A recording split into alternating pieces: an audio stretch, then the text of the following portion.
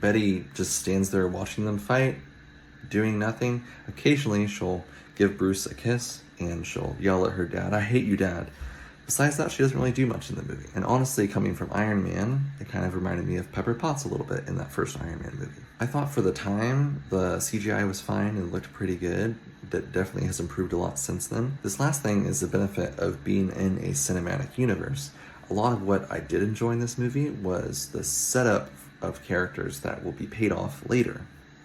Even though my emotional investment is quite low with many of these characters in this film, it does help and set up the characters for later films to resonate with me more. I'm not gonna lie, it was kind of fun seeing Thunderbolt Ross for the first time and seeing Bruce, even though he's played by Edward Norton, and seeing Betty, who even came back in the new Captain America movie along with a few other characters. We don't have to mention Emil Blonsky from She-Hulk.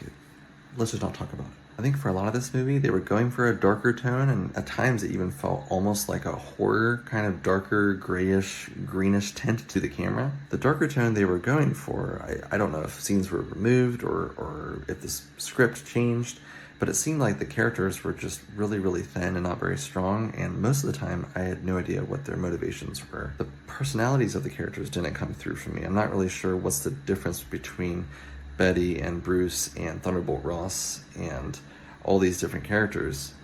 What makes them tick? I did find it heartbreaking watching Bruce have to pull back from Betty because of his condition as the Hulk. I wish they had played with that more and we kind of explored more of the emotions between him and Betty as a result of the Hulk. Unless I missed something in the movie, I don't think it really ever addresses their past history. It's kind of hinted that I guess they dated before he became the Hulk. And she was definitely in the room when he turned into the Hulk, so she was one of the scientists involved along with her father.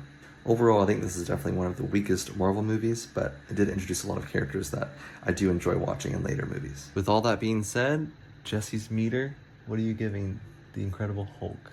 0.5. Out of what? 10. You didn't like it, huh? No. It was not a very good movie. Mm-mm. Well, the number I was gonna say, I was gonna give it a 5.5 out of 10. Oh. Because Why? there were little aspects that I enjoyed. I think it's not like it was the most awful movie I've seen in my life. And I would watch it again like 3 years from now. I think you need to rate it among the Marvel movies. Yeah. I might need to make a tier list.